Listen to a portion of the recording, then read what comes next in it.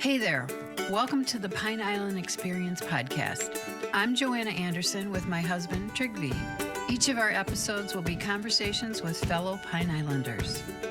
The goal of our podcast is to share with you our experiences, what we have found to be fun, and what makes the Pine Island experience so unique.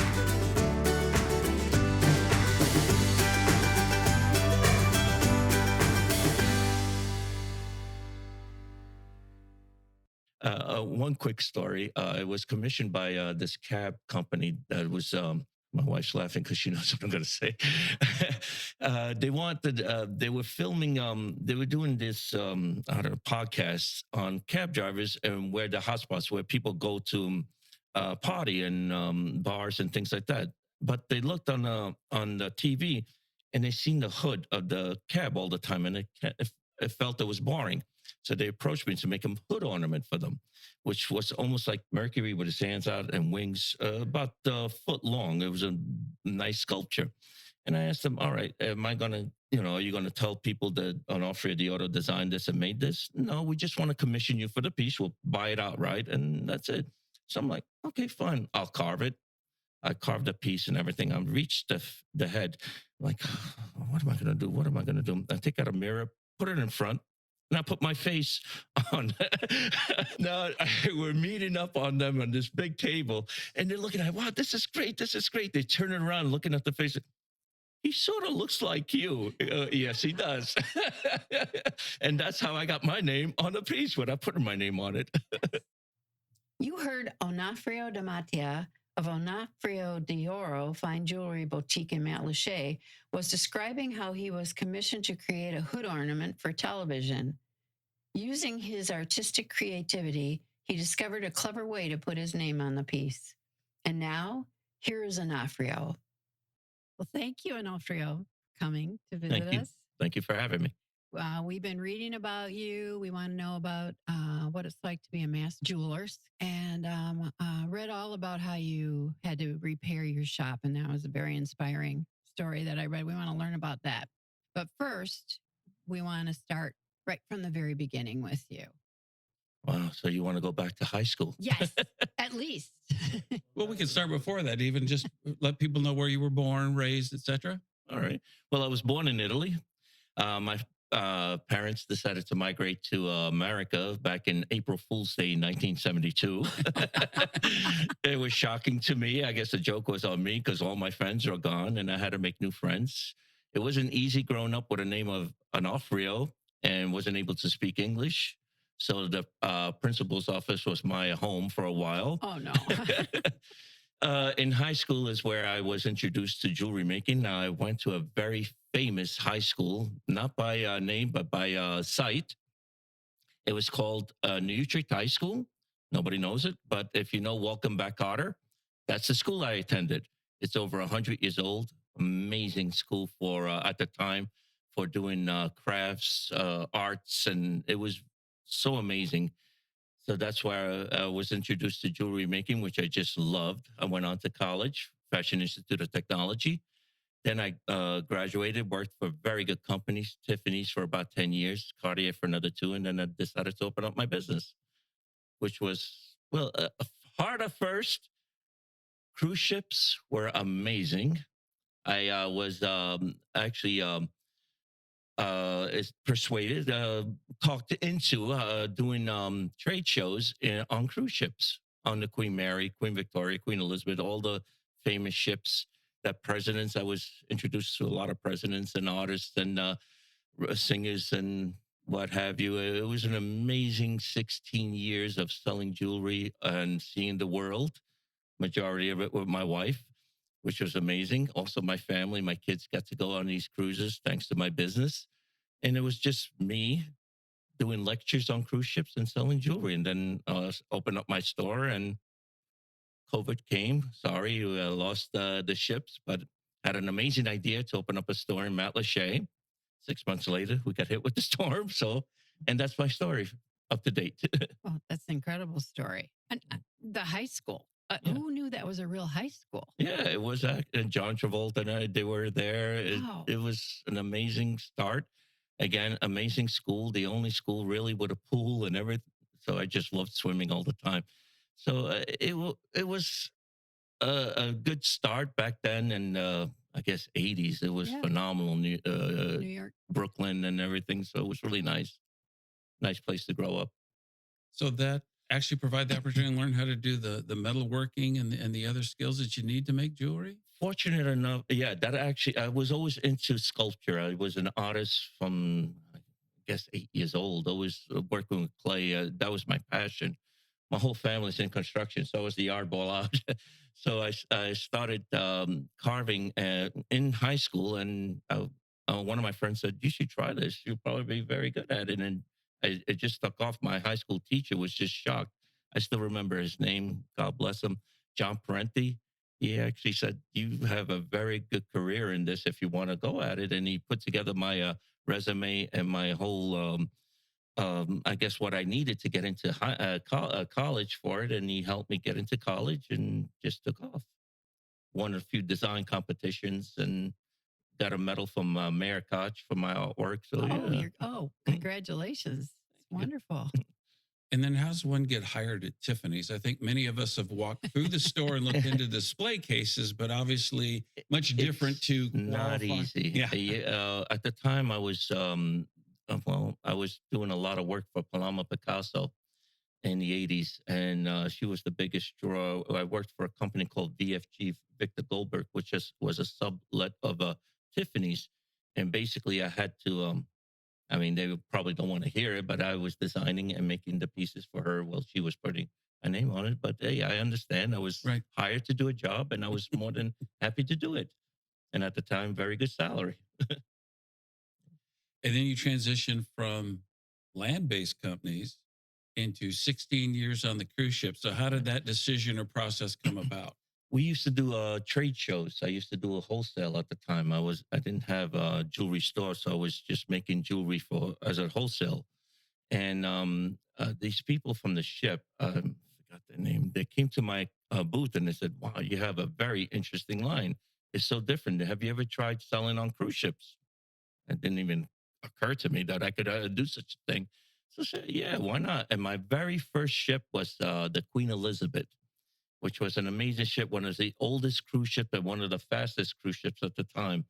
So I went on the cruise. It was actually a transatlantic from Southampton to New York.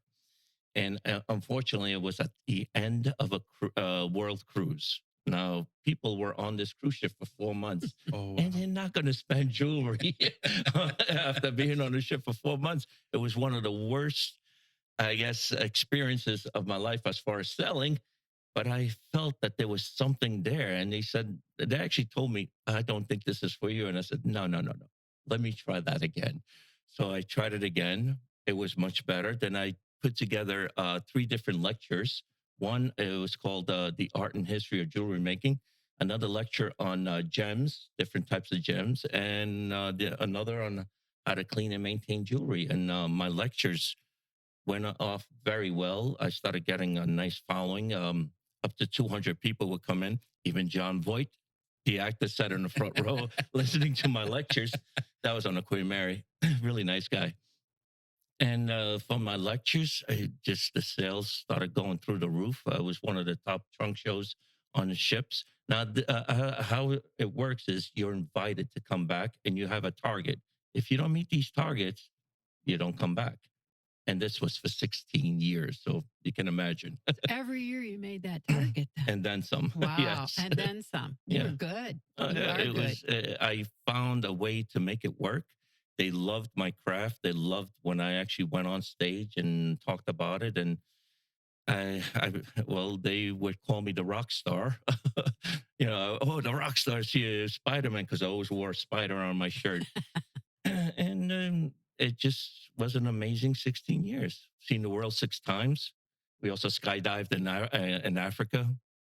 It was an amazing way to work. Yeah, the behind the scenes is so interesting because we're cruisers and enjoy it. But, we walk through and, you see watches by companies that you've heard of or so forth. So to have the actual artisan Exactly. there that has, we've been to like a winery and you get to talk to the winemaker, but and maybe we're on the wrong cruise ships, but to be able to make it, and then people get to interact with you, see the passion, see the pieces, and so forth. I mean, that just must have been an That was an amazing amazing time. draw. Yeah, they liked that I was the owner and the designer.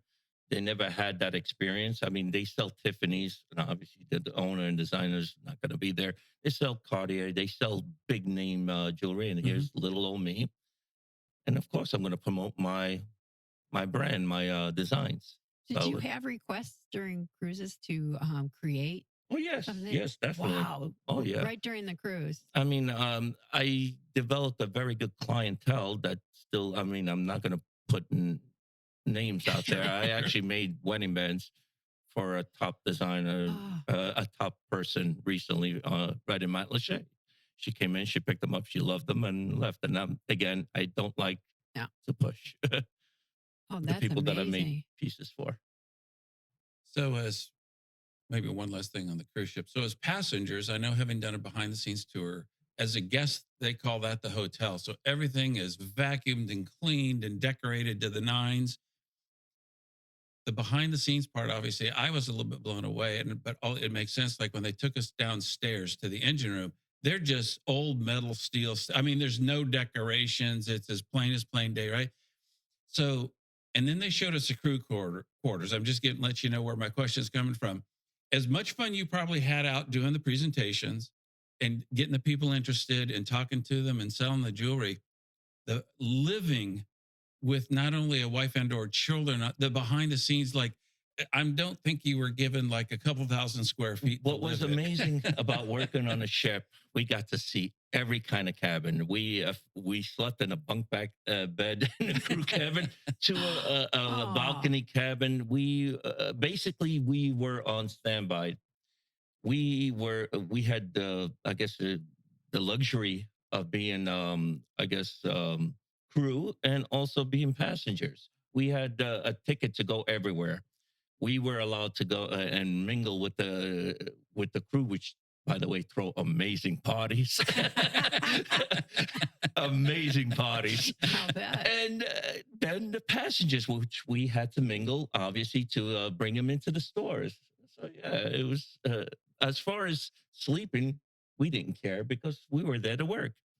We weren't there for vacation or anything like that. If it's vacation, yeah, I want to book a very nice cabin.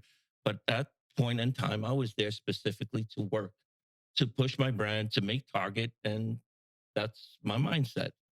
When I do something, I do it 100%. And most of the time, stores are closed in port. So did that allow you to then go touring? And yes. Oh my word! That's I've seen the pyramids. I've seen everywhere. You name it, I've been there. We've been there. So yeah, it was an amazing life. What an excellent time. Well, thank you for that's just only seeing the outside. Other than like a 30-minute tour, that's just fascinating to see that. But I know when we talk to the crew, they'll say, "Oh, well, we can't get off this port," because they like to catch up with the family a and lot whatnot. of them But still have to work, unfortunately. Yes. Even where we were in the jewelry department, they had to stay behind sometimes to do inventory and to do they're there to work. We were there. We knew our inventory and everything. So basically, we turned into guests at that moment in time when it's closed. We had to get off, and we did. And by the way, right now, it's an amazing point. Halloween, they throw an amazing parties for Halloween, dress up and everything. The crew know how to party, and they do enjoy their time there. Let me just say it that way. You have to realize these poor guys have 6 to 8 months contracts. So yeah, they have to entertain themselves. It can't be all about work. Then it's they want to make it a little fun. So then the people like us that come on board, they actually express that they're happy and everything and have a great time as a cruise. But you think about it too, and just in simple business principles, you get a happy staff, you're going to have happy customers, Yes, right? exactly. I mean, so why not do something that lets those people have a ton of fun, and then that fun just rolls down to the paying I guest? do have to say, it's like the Navy. They go through drills. They go through every day. They get together. They talk what they have to do and everything. They have their orders and everything. So it's 100% on on ball. They have to be on ball, but yet they will have fun in the middle of it. Well, thanks for that. I guess let's talk about a little bit more jewelry now. Yeah. Well, we wanted to find out about Pine Island. How did you find out about Pine Island? Well, because of the cruise ships, we were away for a month at a time. So lots of times the ships in Miami, Fort Lauderdale, and we just wanted a break before and after the ship. So we discussed buying a house someplace in Florida. And we drove down first from the East Coast all the way down to Key West to try to find something, then the West Coast. And by chance, we were watching TV and they had a show, Waterfront Properties for Less or something like that. And Pine Island, let's go check it out. We just fell in love with Leo. But the We minute just, you can't. yes, Yeah. Mhm. we just fell in love with the area and everything. And it's like, this is for us. We bought a house. I bought property in Matlacha hoping to build, but unfortunately, it's very hard at the time. Well, still is with the historic law to try to build something that you want. So 7 years of fighting them that I got so disgusted. Then when this property across the street came up, I said, you know what? I just need a store. So I purchased that property and fixed it up and opened up. Yeah, but it was through a TV show that we found Pine Island by chance. And then you opened your store, I think, in February of 2022, Yes. only to meet Mr. Ian Yes. in September. But those few months that we were open, it was for us. I Good. turned to her and I said, you know, we don't really need the ships anymore. This is amazing that the tourists, the people that were coming in. We had at one point in time, because I had a help at that time, actually counting people that come into my little location. We were having 300 people coming in at a time. That's how amazing it was in Matlacha. It was, Yeah. Well, Matlacha is incredible. Yeah. I mean, we have visitors and that's what we do. We walk around Matlacha with them and it's different every time we go and then we eat lunch there and just have a wonderful time. I can see, I'm not surprised you had that many. it was an eye-opening experience. Plus, being that I sell very different type of jewelers, people are kind of tired of jewelry. Matter of fact, they would shy away. It's just a jewelry store. So I keep telling people, just come in and look at it, and they're always shocked to see what I have. Yeah. Unfortunately, due to the hurricane and being that we only have technically 14 stores that are open, forced me to bring in things that I really didn't want to bring because I was generating. I want to stay in business. I do not want to leave Matlacha. So yeah, now I'm doing repairs, things that I did not want to do, but people love that I could. Jewelry stores have actually come up to the people and said this can't be repaired. They brought it in and I fixed it for them in less than 30 minutes and they were shocked. So I'm getting a nice clientele and I'm going to bring my foreman in, I guess, pretty soon. And he's going to take care of that end while I keep Yeah, and you're gonna have designing and creating. You'll have customers for life. Yeah. You know, because of that. And they'll come in and buy jewelry too. Exactly. Yeah. And you offered a new collection when you opened then a year after you had first opened, right? Yeah. Didn't you open around February of Yeah, when I reopened, we were closed for about 2 months for the summer. We had actually a couple of weddings back up north, so we just said, let's just close down. It's not that busy. So in those 2 months period, I put together about 150 pieces. I just sat down and I worked and worked. If I wasn't at a wedding, I was working. Can you describe some of them? Well, all nautical, a couple of horses, just anything. I love to do sculpture type pieces, life, anything, even bugs, anything that is nature oriented. That's what I love to carve. And I would put it, incorporate a stone into the piece. Just sometimes my wife tells me,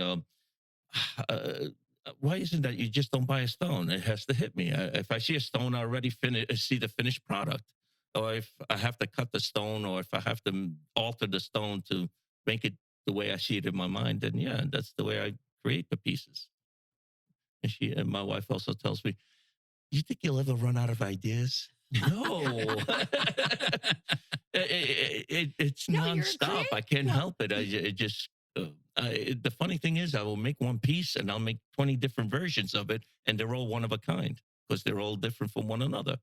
Well, you're a creative. Yeah. That's so you're just going to keep coming up with Oh, ideas. yes. Yeah. Oh, that's Nonstop.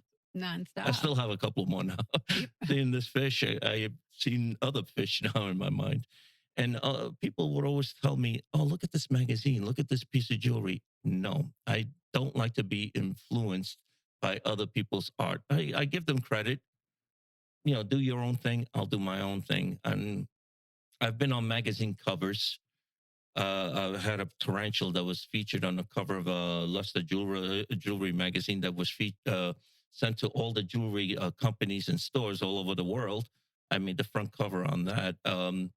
A lot of write ups, and all because I was different. I feel because I was different. And yet, uh, I will always be copied. People will always copy you. And that kind of hurts me a little bit, even though they say it's what do I say, a form of compliment when they copy. Flattery. It still hurts. Yeah. Yeah. Yeah. 'Cause it's your design. The tarantula made the cover of Luster magazine. A couple of months later, we were doing the Jacob Jarvis show in New York, and my customers came to me and said, "Hong Kong is selling your tarantula." Like, oh, you got to be kidding me! I went there and they all had it. I was like, "Okay, fine. What are you gonna do?" Copyright trademarks don't have nothing, no pull in the jewelry business. It doesn't. Yeah, but with the creative side, as much as it can hurt, you certainly aren't lacking inspiration to come up with something Oh, new yeah. because, in a sense, everything gets copied at some point in time. So it's that staying one step ahead thing that'll keep it unique and different and special. The ideas. You have to have different ideas, different way to make pieces. And if uh, I found that one piece, if it doesn't work, I'll put it aside, alter it, change it, and then it will work. I've had some pieces that didn't sell for years, and then all of a sudden I made a little alteration, and I can't keep it in the showcase. I had a pink flamingo. It was about 2 inches, just the neck, the body. It was about 2.5 inches long, the whole neck and head, with pink sapphires and diamond. I wasn't able to sell it for years. Over here, I made a little alteration and everything. I can't keep it in the showcase, which is nice. That is nice. Well, you say sometimes you start with a stone, and then now do you sketch after your No, I never sketch. It's a waste of time. Okay. I just go right into the. But you have it in your Yeah. head. What do you want it to look like? Wow, Exactly. that's incredible. But then no two are alike. If you're No. And if you want to have an idea on how I can carve, for fun, I carved Benjamin Franklin face, the actual $100 bill. And that's what I was using for my lectures on the cruise ships. I had the wax. I still have the wax. Hopefully, you'll get to see it. yeah, Of the Benjamin we Franklin. have to get to see that. I can carve your face perfectly. That's in wax. Oh, yes. Really? 100%. One quick story. It was commissioned by this cab company that was, my wife's laughing because she knows what I'm going to say.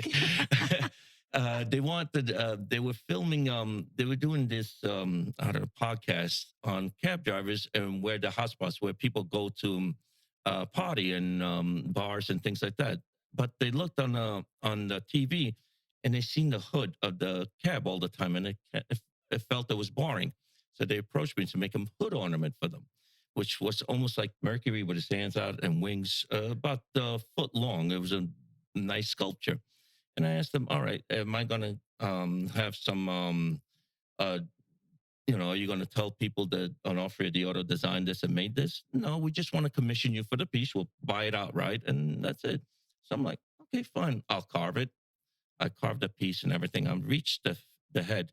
Like, what am I going to do? What am I going to do? I take out a mirror, put it in front, and I put my face on. You put your face on it? We're meeting up on them on this big table, and they're looking at, wow, this is great. This is great. They turn it around, looking at the face. He sort of looks like you. Yes, he does. And that's how I got my name on the piece when I put my name on it. That's quite a story. Now, see, that's incredible. creative because I understand somebody buying the outright rights, right? Yes. Like for perpetuity. but your ask for some kind of attribution was more than reasonable. It didn't fit their business model, so you got an attribution without Yes. affecting their business And decision. that was my only self portrait that I've ever made of myself. Well, you were problem solving too.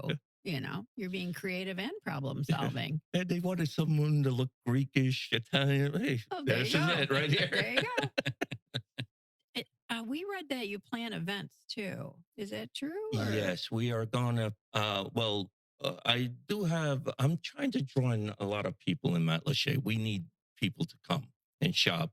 So every now and then, I will have a art and jewelry event where I try to entice the artists to come in and pitch tents on my property and sell from tents. And it does draw in a crowd.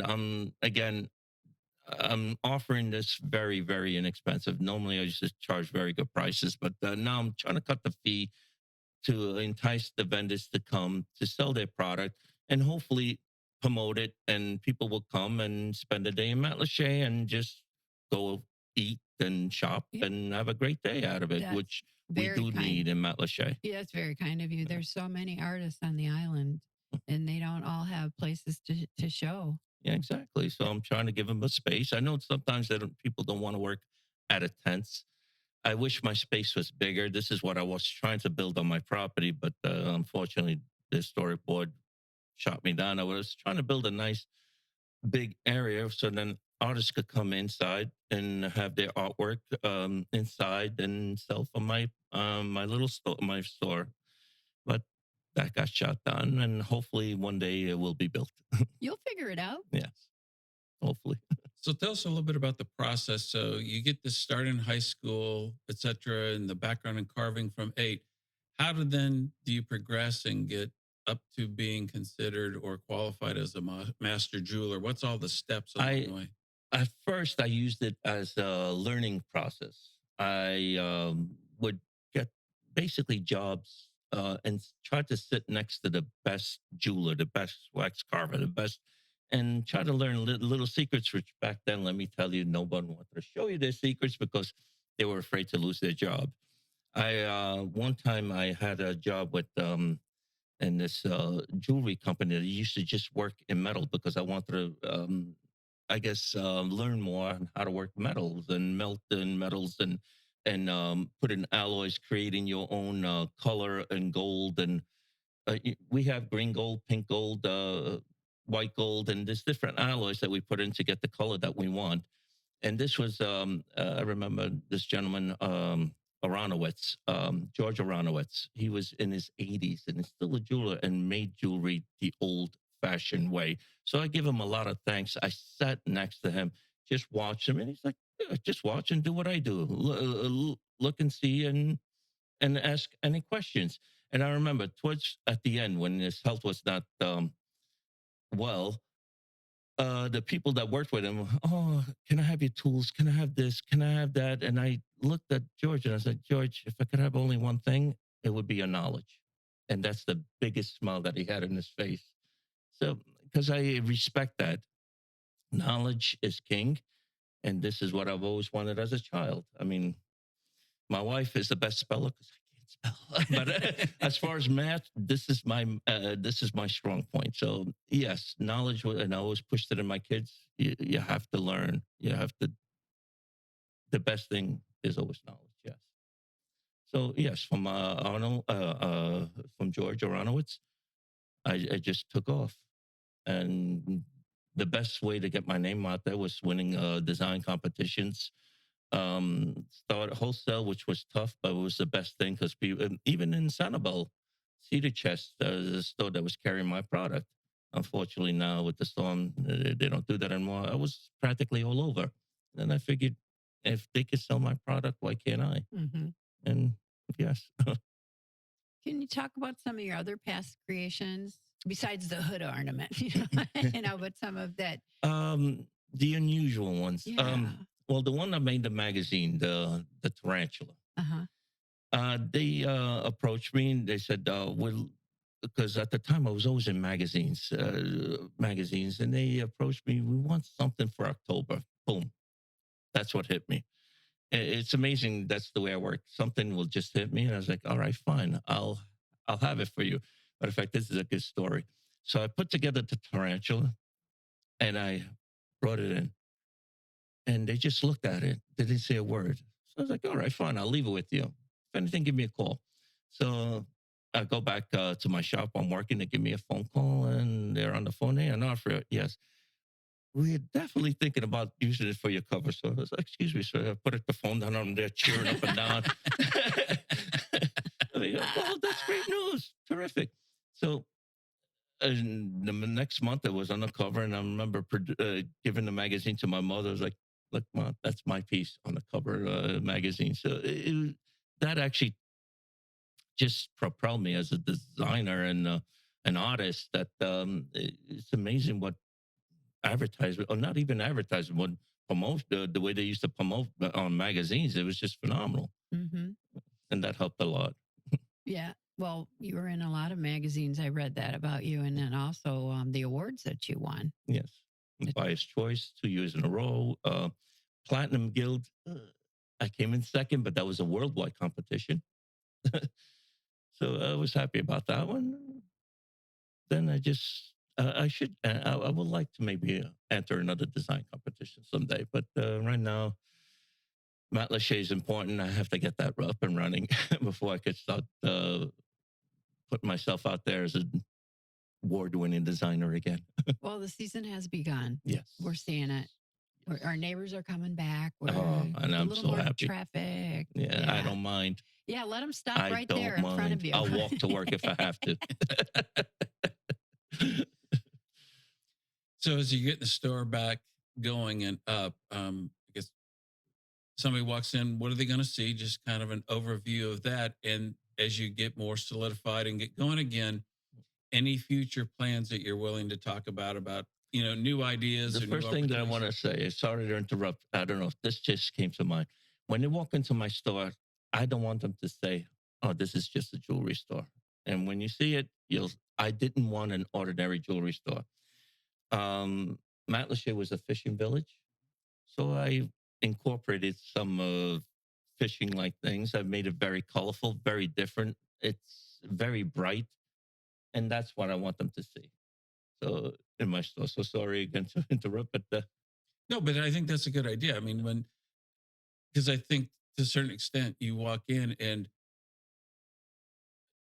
most jewelry stores probably have almost the exact same layout with the exact mhm. same cases with the exact same lighting. So not only unique pieces within the store, but then also kind of a unique layout or design thought process to the store. Right? It's geared. This is jewelry. This is diamonds. This is emeralds. No, this is my art pieces. This is my award-winning pieces. This is my rare gems. I want to be different, and this is what I have. Things that are different. If you want the ordinary things, there's other stores for that. I understand Hmm. that. Right.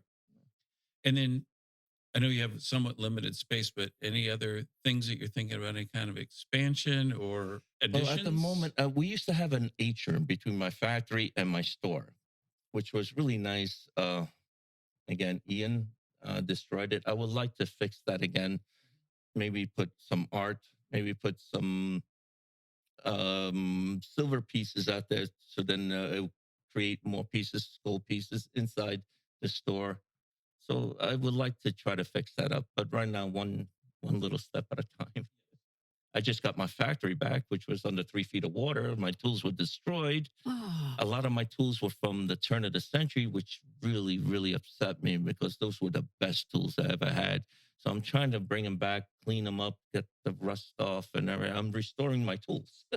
well, you restored all your showcases Yeah, one at a time. Didn't you exactly. say no to people trying to help because it was therapy for you, or didn't you do it all by yourself? I did everything myself. It's not that I said no. I said no because people were telling me, "Oh, we're going to come tomorrow to give you a hand," and they wouldn't show up, and that just broke my heart. I was so depressed to the point that I said, you know what? I think I better just do it myself. I mean, I don't know if you remember what my store looked like. I had craters on each side of my store that were 3 feet deep by 6 feet wide. I ran all the way back almost 200 feet of the property, which across the street, my lot, the city used for storage. So there was gravel, rocks, or whatever. So I would go with a wheelbarrow, fill it up, come back. Well, it took me a week and a half to fill up the whole thing with a wheelbarrow and shovel all by myself. But you know what? It was therapy because I was so depressed. And I wanted to fix the outside because I wanted to inspire my neighbors or people coming because it was so depressing to look at the garbage and mounted up so high. So yeah, I fixed up the outside first, and then it took me a while to get into the store. I had to break into my store because there was about a foot of sand and muck in it. So when I got in and all my showcases were flipped upside down, and yes, the jewelry was still in there because at the time my foreman was there, and unfortunately I wasn't there. He panicked and ran and left everything there. So I had to siphon through all the sand and to find all the jewelry. I was finding jewelry outside the store. Oh no. That's how bad it was. But uh, it's all good now. Through the ruins came a unique idea. We're selling something called the Hurricane Collection. And how did that happen was because the jewelry was in the salt water, and when the water rose to the electric, it created like a spark, and it oxidized the metals. It gave them unique colors, almost like rainbow-like colors. I started cleaning them until people said, "Wow, no, that's a good story, a good idea. No, don't do that. I'll buy this. I'll buy this." So we sold a lot of the jewelry oxidized thanks to the hurricane. So is your hurricane collection? Yes, Wow. we have still a few pieces left, but it's a lot less. But we still do have it's art. Just to give you an idea, we had mermaid earrings. Now, just the tails of the mermaid earrings were like a rainbow color, like a bluish black color, and that was just the tails. That was a unique thing. Something, I guess, what I always say, something good happened from something bad. So we started selling the Hurricane Collection. That's fabulous. Now, any plans to introduce electricity to existing pieces and No. recreate that? No. No, I that was Mother Nature's work. I'll leave Okay. it to Mother Nature, and Yeah. hopefully I won't have to sell You these might not, things to ever your point, again. might not be able to recreate anyway. Yeah. Because there's always something unique when we try. Well, we never replicate Mother Nature, to your Yeah, point. and I don't want to be Right. honest with you. No, we want to move past it, right? Exactly. So That was we then. we only have a few pieces left. Once it's gone, obviously. Now, is there anything else that you wanted to talk about it during the podcast that you Well, want to bring we are up? going to have some events. Oh, cool. This was my wife's idea about inviting women down, having a women's event where they come in, try on jewelry. I'm also going to raffle off a $100 gift certificate, a couple of different gift certificates. So then by Christmas or the holidays, we will invite men, their husbands or loved ones, to come in. This is what they like. You could either buy it or you'll be in trouble. No. That's a great idea. Yeah, so we're going to have a women's night and a man's night. And the women will be trying on jewelry. How fun is Yes, that? Exactly. We'll have light drinks, light snacks, and no, unfortunately, no. But what's amazing about liquor, booze, I can give it away, but I can't sell it. There's always loopholes, and then they're just Right. coming in and having a little drink with me. Yeah. Excellent. And then how do folks get a hold of you if they're interested talking to you? And then the store hours, store location, those My kinds of cell things? phone is on my hip, and they have my cell phone number, which they could come pick up a card, or it's actually posted also on my front door, and that's my direct line straight to me. And you guys do any social media like Facebook and whatnot? Oh yes, Facebook, which I was shocked how unbelievable people coming in. Oh yes, I follow you. Oh yes, I heard about you. Oh yes, I've seen what you've done. It just helps so much, and was always against Facebook until I see now how it works, and it's just It's amazing. huge on Pine Island. Yeah. I mean, I think it has its power other places, but it seems to be the dominant form of Yes. and very helpful to the businesses, right? Because other than your own time, it's essentially free because marketing, buying ads, et cetera, is an expensive form where this is literally free other than the I investment. did advertise on the Eagle newspaper. I believe in advertising. I really do. But I found that Facebook works best for me. It's And incredible. Instagram's getting more Yeah. popular, and that's where you can have all you have to do is publish your photo. It's Okay. easier than writing a story. And when's the store open? Days a week, hours, etc. We're only closed Sunday and Monday, Okay. and we're open roughly from 11 to 4:30, 11 to 5. We're on island time, so we Mhm. like to keep it light. Of course. But Understood. they could always call me for an appointment. Oh, And- excellent. Okay. I just love it that if they have a design, I read this on Facebook Exactly. on your site. If someone has a design, come on in and Mhm. you'll do it. I mean, oh Yeah, my the way goodness. I if you have an idea, we'll bring it to reality. Yes. I've always said that. Wow. You only have to tell me what you want, and I'll figure out a way to make it. And only a master jeweler could say that. Exactly. Yeah. Wow. And I know we can't do anything about the east side of the bridge, but it is so nice to come onto the west side. And you are open, and Blue Dog and Matlacha Menagerie and Hooked and a couple other places. So that side is starting to come back and looking Yeah. nice. And actually, when did we drive off? Saturday, I think. And not complaining, but there's a little bit of traffic in Matlacha. Yeah. And I'm like, okay, it's starting to look up. I saw the tent outside Saturday Yeah. when we were Oh, leaving. good. Yeah. Yeah. And we're starting to get more people. We have some regulars that always want to be there. And sometimes I say, no, we need to break ourselves. But yeah, I try to always have something going on every weekend. Yeah. Yeah. Well, it was Just- busier on Saturday. I was happy to Yeah. see Matlacha. Well, now was that busy. we're finished with Oktoberfest, people will start coming again. Yes. Yeah. Yes. I mean, I understand. There's a lot of other events going on. So yeah, why not? Enjoy it. Go. And then there's a break because if memory serves, the art shows in the area don't really start until January. So you've got all of November and December to attract people. Um, that only because those weekend events, to your point, which could draw people away from Matlacha, but certainly. I was shocked people started coming in and putting things on layaway. I'm like, wow, okay, I didn't think about it, but I guess it's never too early. So Yeah. yeah. Yeah. Well, it's Well, the November. decorations went up in September in the store, so why not buy something and put it on layaway, right? I want to wait until after Thanksgiving to put up my Christmas stuff. Yeah. No, I'll wait. I'll wait. I'll definitely wait. Well, thank you, Onofrio. Is that Thank you. better? Yes. And we sure enjoyed listening to you. I could tell by talking to you on the phone, this was going to be a great interview. Thank you. I really appreciate it. I appreciate it. Thank you so much, guys. We hope you enjoyed our Pine Island Experience podcast.